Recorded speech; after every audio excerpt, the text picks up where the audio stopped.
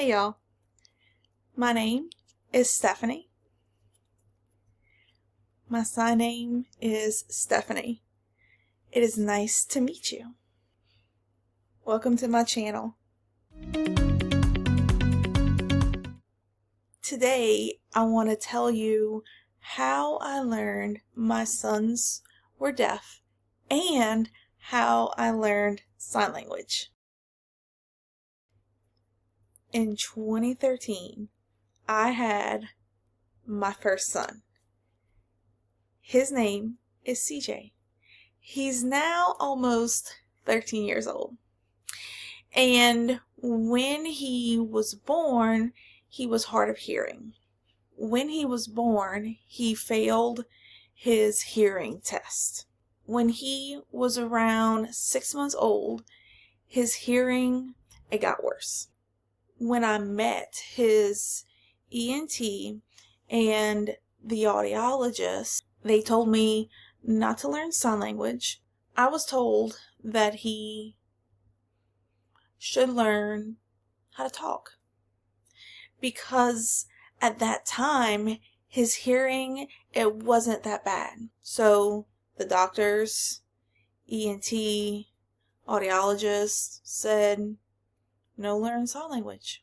In Louisiana, we have a program, had a program called PPEP. That program helped me learn about deafness and hard of hearing with a child. I had no idea about deafness, hard of hearing, nothing. I have no deaf family. I have no hard of hearing family. So this was new to me. CJ had his hearing aids around 3 months old. The good thing is he started to speak. He would say things like dada, baba. He started to say I love you. And I have a video of him saying that. And it was right after that his hearing, it got worse again. And that was around 3 years old. Now remember, everyone was telling me not to learn sign language. And I was saying, okay, that's fine with me. That's your job. That program, PPEP, they had one woman who told me differently. That decision, it changed everything. She gave me what I call the come to Jesus talk. She said, Stephanie, what are you going to do in the future if his hearing aids break? What are you going to do if his hearing gets worse again? How are you going to communicate with your child? How can you help him? And I had never thought about that. I thought about the doctors, the ENT, the audiologist telling me, no, don't learn it. He won't talk if he learns sign language. But that day, I said, okay, I want to learn. CJ was around 6 months old when I started to learn sign language. She taught me signs like mom, more, milk, help, potty, eat, drink, all done. Things that babies could use to communicate with their parents. Okay, now I have learned sign language. 18 months later, I have my second son, Bradley. This is his sign name. Bradley. Bradley was born hard of hearing, just like his brother. I didn't think I would have more deaf or hard of hearing kids. So when Bradley failed his hearing test, I was thinking, no, that's not true. It wasn't anything new when Bradley was born. We had speech therapy. We had hearing aids on him too. The days were all the same until CJ became almost 3 years old. At that time, he was not talking. He wouldn't answer me if I would say something. He was not looking at sounds. I called the audiologist and I said, maybe he needs new hearing aids. It's not working. The audiologist said, let's do another hearing test. And that test, he failed it. But not like his hearing was getting worse. His hearing was gone. This test, if you see all the way at the bottom, you see 120 decibels. That's where he was. Right there. Okay, so now at this time, CJ, he was 3 years old. And he was at school for speech, and the bell, it was ringing. And he didn't hear anything. And I remember looking at him and thinking, wow, he can't hear that. Same time, his brother Bradley, not talking, not wanting to talk, not wanting to use his hearing aids. He liked sign language. But he also went deaf. So his hearing got worse quicker. The ENT and the audiologist said they would need a cochlear implant to hear. Hearing aids are not going to work now. So now, let's talk about cochlear implants. What happens to get a cochlear implant? The first thing is you have to want it.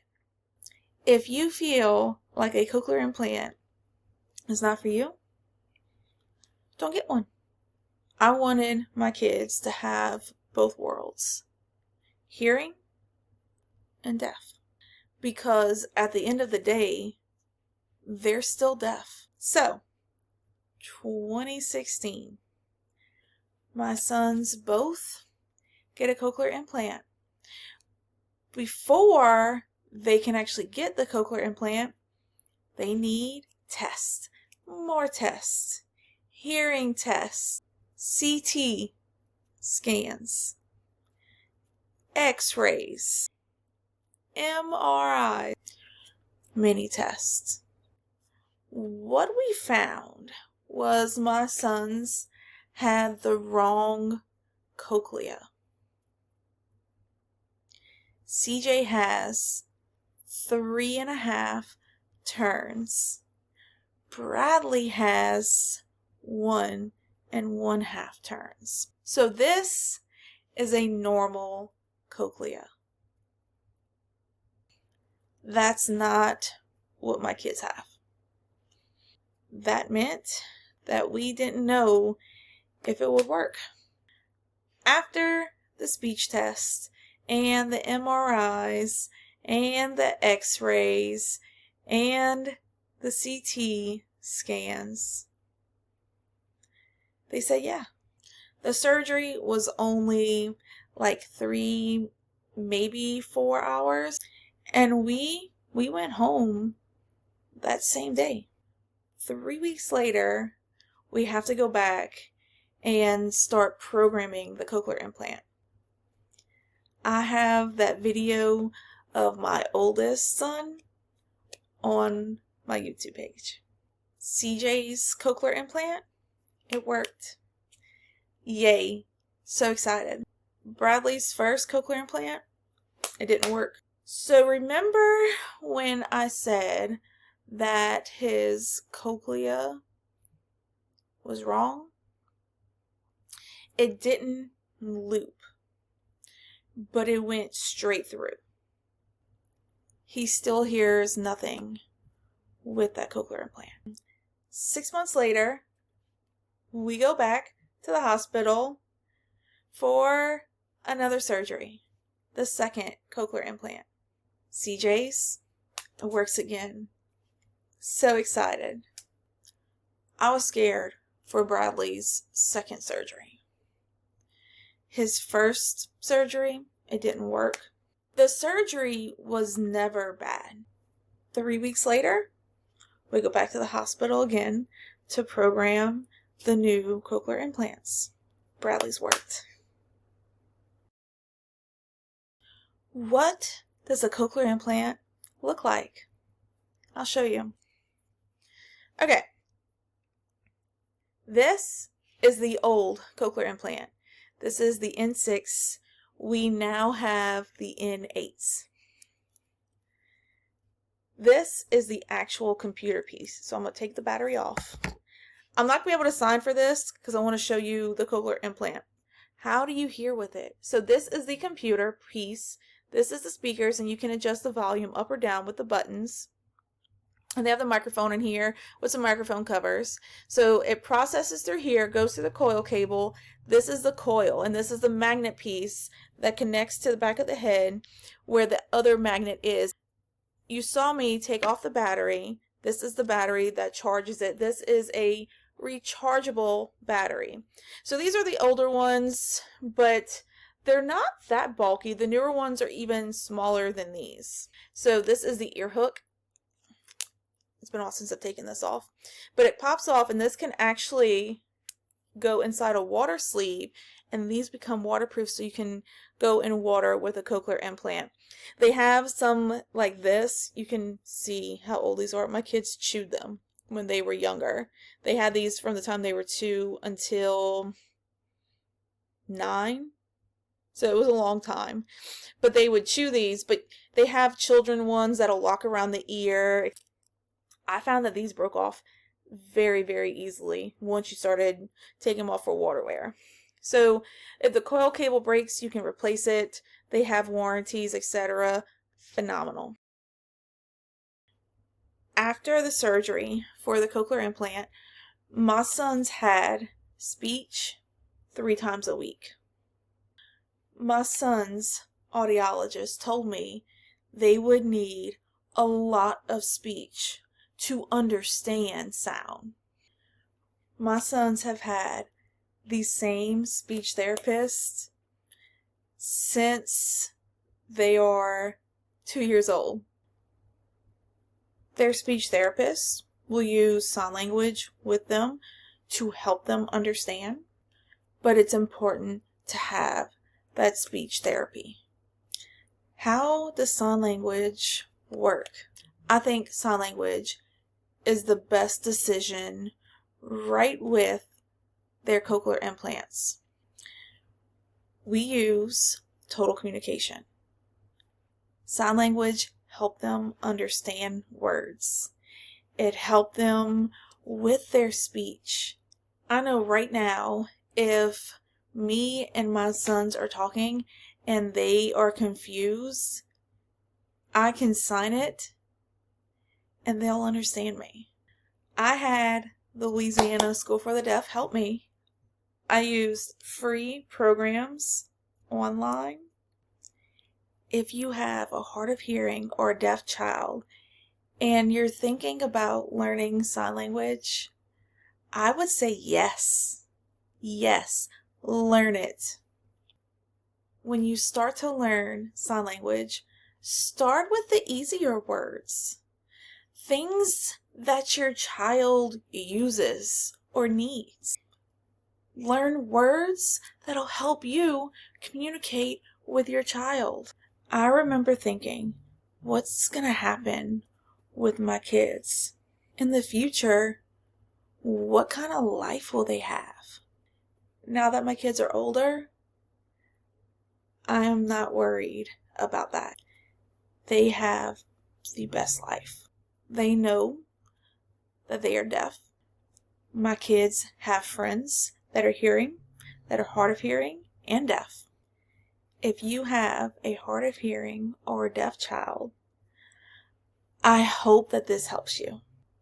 If you have questions, put them in the comments. I'll make more videos. With that, I'll see you later.